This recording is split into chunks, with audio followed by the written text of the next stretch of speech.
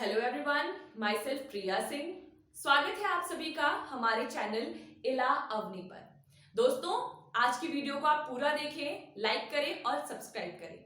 हमने अपनी last video में डिस्कस किया था कि 1857 की क्रांति के क्या परिणाम रहे थे और उन परिणामों को हमने 4 या 5 बिंदुओं के तहत समझा था, यानी 4 या 5 पॉइंट्स में हमने समझा था कि 1857 के रिवॉल्ट के क्या रिजल्ट्स थे, क्या कॉन्सिक्वेंसेस थे। आज हम उसी टॉपिक को कंटिन्यू करेंगे और लास्ट पॉइंट में मैंने आपको समझाया था बच्चों कि 1857 की क्रांति में ज्यादातर सैनिकों ने हिस्सेदारी ली थी और शासक वर्ग ने हिस्सेदारी ली थी, यानी कि सोल्जर्स का ग्रुप था और रूलर्स का ग्रुप था। नॉर्मल पीपल भी थे, कॉमन पीपल ने भी पार्टिसिपेट किया था 1857 के रिवॉल्ट में, बट बहुत ज्यादा लार्ज स्केल पर उनके बेनिफिट के लिए 1857 का रिवॉल्ट नहीं हुआ था। या फिर ऐसा कह सकते हैं कि 1857 का रिवॉल्ट नॉर्मल पीपल ने, आम जनता ने स्टार्ट नहीं किया था, सोल्जर्स ने स्टार्ट किया था और इसका लीडरशिप या फिर इसको आगे बढ़ाया था रूरल क्लास ने। आज की क्लास में हमें समझना है कि किस तरीके से 1857 यानी 1857 के रिवॉल्ट के बाद जो क्वीन विक्टोरिया का प्रोक्लेमेशन आया था 1858 में, जिसको लॉर्ड कैनिंग ने मिंटो पार्क में रीड किया था, डिक्लेयर किया था, उसी डिक्लेरेशन के अंडर में बहुत सारे चेंजेस इंट्रोड्यूस किए गए थे, रिफॉर्म्स इंट्रोड्यूस किए गए थे और कहीं ना कहीं क्राउन की ही देन थी कि भारत में यानी इंडिया में इस समय में यानी कि 19th सेंचुरी में एक ऐसे क्लास का ओरिजिन हो रहा था, एवोल्यूशन हो रहा था जो कि एलीट नहीं था बल्कि मिडिल क्लास के लोग थे ज्यादातर। और ये जो क्लास था वो मेनली एजुकेटेड लोगों का था, यानी टिल 1857 हमने देखा कि रोल मॉडल्स कौन थे या फिर मेन लीडर्स कौन थे जो रूल कर रहे थे, शासक थे या जो एलीट क्लास को बिलोंग करते थे, सामंती वर्ग को बिलोंग करते थे। लेकिन 1857 की क्रांति की ही देन थी कि एक नया शिक्षित वर्ग निकल करके आ रहा था और उसी शिक्षित वर्ग ने राष्ट्रवाद की भावना का प्रचार प्रसार किया और आखिर में चल करके 1947 में इसी शिक्षित वर्ग की देन थी कि 1947 में भारत ने आजादी हासिल की। तो चलिए हम देखते हैं कि किस प्रकार से कई संगठनों के मदद से, कई समाज के मदद से कितने सारे लोगों ने क्या क्या कंट्रीब्यूशन दिया, क्या योगदान दिया था भारत में विचारों को फैलाने में, या राष्ट्रवादी विचारों को फैलाने में कहना ज्यादा सही होगा, जिसकी मदद से 1947 में भारत देश आजाद हुआ था। तो इस सिलसिले में सबसे पहला जो हम पॉइंट देखने वाले हैं वो हम राजा राम मोहन का देखने वाले हैं। तो स्टूडेंट्स, जैसा कि आप सबके सामने क्लियर है, राजा राम मोहन रॉय का जन्म राधानगर में हुआ था जो कि बंगाल में स्थित है। कब हुआ था? 1772 में। राजा राम मोहन रॉय माने जाते हैं क्या? प्रोपोगेटर ऑफ मॉडर्न एजुकेशन, यानी जिसने पहली बार आधुनिक शिक्षा की विधि को प्रमोट किया था या फिर फैलाने की चेष्टा की थी। वो कौन थे? राजा राम मोहन रॉय। इसके पहले ऐसा माना जाता था कि ये जो अंग्रेज हैं या जो ये अंग्रेजों की विधि है पढ़ाने की, यानी जो एजुकेशन पॉलिसी है, वो कहीं ना कहीं इंडियंस के प्रॉफिट में नहीं है, इंडियंस के हित में नहीं है। इसीलिए जो भारतीय थे वो इस आधुनिक शिक्षा से दूर रहते थे। लेकिन पहली बार भारत में आधुनिक शिक्षा को फैलाने का काम राजा राम मोहन रॉय ने किया था। ये खुद ही बहुत बड़े विद्वान थे, कई सारी भाषाओं की जानकारी थी इनको और इनको माना जाता है कि आधुनिक भारत के पुनर्जागृत पिता यानी फादर ऑफ इंडिया रेनेसा इनको माना जाता है। ये one day exam point of view से काफी इंपॉर्टेंट क्वेश्चन बन जाता है आपका कि भारत में पुनर्जागरण का पिता किसको कहते हैं? तो राजा राम मोहन रॉय को कहते हैं, जिन्होंने आधुनिक शिक्षा को प्रचारित प्रसारित किया था। बच्चों, इनके कई सारी फिलॉसफीज थी जिसको आपको समझना बहुत जरूरी है। इनका मानना था कि जो धर्म है वो अधिकतर एक ही मैसेज पहुंचाता है, एक ही तरीके के विचारों को फैलाता है। और इसीलिए ये जो आइडोलेटरी सिस्टम है, यानी कि मूर्ति पूजा की जो व्यवस्था है, इसके खिलाफ ही आवाज उठाई इन्होंने। और इसी सिलसिले में इन्होंने 2 मुख्य समाज या फिर सभाओं का गठन किया, जिसको याद रखना आपको बहुत जरूरी है। एक है आत्मीय सभा, 1814 में जिसका गठन हुआ था। आत्मीय सभा वॉज एस्टैब्लिश्ड इन 1814। इसके बाद ब्राह्मो सभा या ब्राह्मो समाज भी आप इसको कह सकते हैं, जिसको एस्टैब्लिश किया था 1829 में। और इस ब्राह्मो सभा के जो 2 पिलर्स थे स्टूडेंट्स, वो आपको याद रखने हैं कि वेदा और उपनिषद।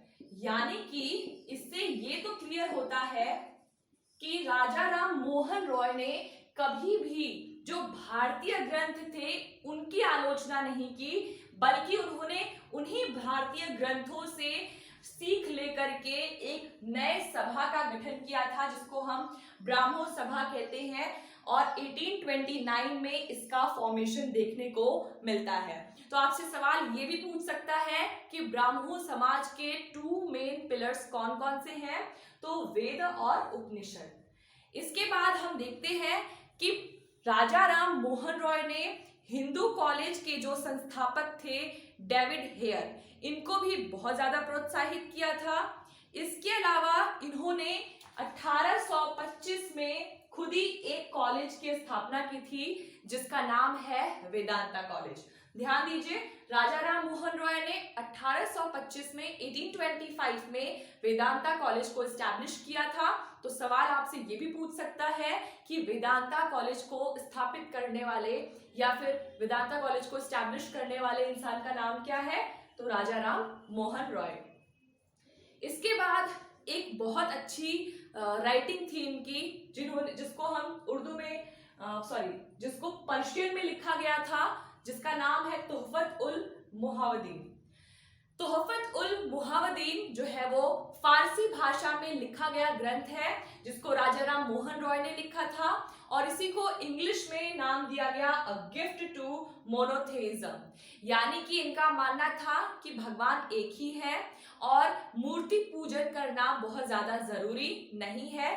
तो ये भी पूछ सकता है कि क्या राजा राम मोहन रॉय मूर्ति पूजन के समर्थक थे या नहीं, तो आपका जवाब होगा नहीं। ये मूर्ति पूजन यानी जिसको हम इंग्लिश में आइडोलेटरी कहते हैं, इसको क्रिटिसाइज करते थे, यानी हमेशा इसके खिलाफ ही खड़े रहते थे। इसके बाद इन्होंने अपनी खुद की एक जर्नल एस्टैब्लिश किया था, जर्नल लिखी थी, जिसको संवाद कौमुदी कहा जाता है। There is no space. संवाद ए कौमुदी। यानी कि राजा राम मोहन रॉय ने विलियम बेंटिक के साथ मिलकर के 1829 में सती प्रथा को डिमोलिश किया था, यानी कि हटाया था। सती एक्ट लेकर के आए थे कब, 1829 में।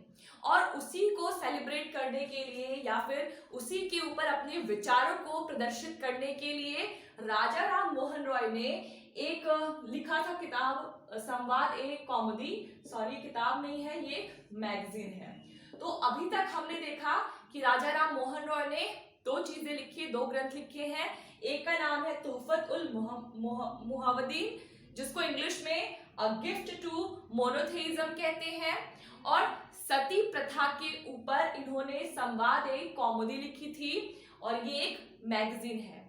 लास्ट जो हमारा पॉइंट है वो ये कि इन्होंने ही विलियम बेंटिक को परसुएट किया था, एक तरीके से इनके अंदर जोश भरा था, इनको सिखाया था, समझाया था, परसुएट किया था कि आपको हमारे देश में जो सती प्रथा है इसके खिलाफ काम करना चाहिए और एक एक्ट लेकर के आना चाहिए।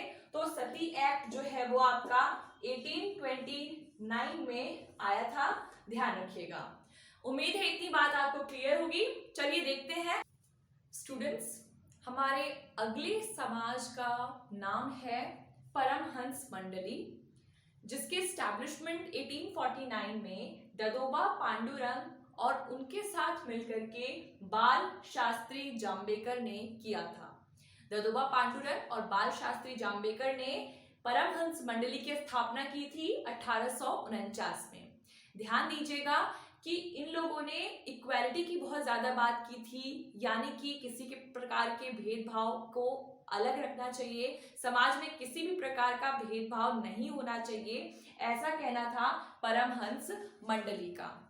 बच्चों, इसके बाद ध्यान देने वाली बात है कि इन्होंने भी एक भगवान के बारे में बात की थी और ये ऐसा मानते थे कि यदि हिंदू समाज में हर व्यक्ति निम्न जाति के लोगों के द्वारा या हाथ से बनाया हुआ खाना खाना शुरू कर दे तो ये जो भेदभाव है वो खत्म हो जाएगा। और इन्होंने केवल इस बात को कहा ही नहीं था बल्कि खुद इस बात को प्रैक्टिस भी किया था और परमहंस मंडली के सभी सदस्यों को निचले जात के लोग जो होते हैं, लोअर कास्ट पीपल जो होते हैं, उनके हाथ से बनाया हुआ खाना खिलाया जाता था।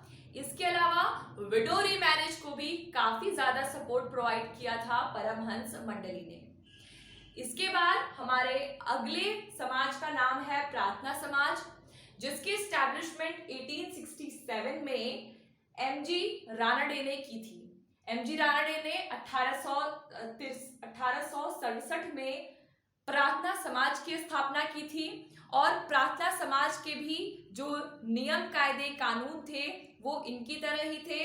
और प्रार्थना समाज महाराष्ट्र के समाज के जो भक्ति संत थे उनको काफी ज्यादा प्रोत्साहन देता था या सपोर्ट देता था, सपोर्ट करता था, समर्थन देता था। और इसके बाद हमारे अगले समाज का नाम है आर्य समाज। ये काफी महत्वपूर्ण समाज है। आर्य समाज की एस्टैब्लिशमेंट 1875 में दयानंद सरस्वती ने की थी, यानी दयानंद सरस्वती ने 1875 में आर्य समाज के संगठन की स्थापना की थी और पहली बार आर्य समाज को मुंबई में या बॉम्बे में स्थापित किया गया था। वहां पे इसकी मीटिंग हुई थी, लेकिन बाद में आर्य समाज के राजधानी या कह सकते हैं हेडक्वार्टर को, कैपिटल को शिफ्ट कर दिया गया था लाहौर। तो कई बार वनडे एग्जाम में सवाल यही आता है कि आर्य समाज की राजधानी या फिर कैपिटल या हेडक्वार्टर कहाँ पे था, तो लाहौर में था। लेकिन सबसे पहली बार जो मीटिंग हुई थी आर्य समाज की वो कहाँ हुई थी, मुंबई में हुई थी। किसने स्थापित किया था, दयानंद सरस्वती ने, जिनको हम स्वामी दयानंद सरस्वती के नाम से जानते हैं। इनका वेदों के प्रति बहुत ज्यादा रुझान था और ये जो 4 वर्ण थे, 4 वर्ण के को काफी ज्यादा सपोर्ट करते थे। 4 वर्ण व्यवस्था जिसके अंतर्गत ब्राह्मण, क्षत्रिय, वैश्य और शूद्र आते थे, इन 4 वर्णों को बहुत ज्यादा सपोर्ट करते थे आर्य समाज के लोग। इनका मानना था कि 4 वर्ण होने चाहिए, लेकिन काबिलियत के आधार पर, ना कि जन्म के आधार पर। तो इस प्रकार से हमने देखा अभी तक क्या, ब्राह्मो समाज, आत्मीय सभा, परमहंस मंडली, प्रार्थना समाज और आर्य समाज। इसके बाद हम अपने और भी कई सोशल रिलीजियस रिफॉर्म मूवमेंट्स को देखेंगे अपनी नेक्स्ट वीडियो में। तब तक के लिए आप रिवाइज करते रहिए और हमारे वीडियो को ज्यादा से ज्यादा शेयर कीजिए। Thank you.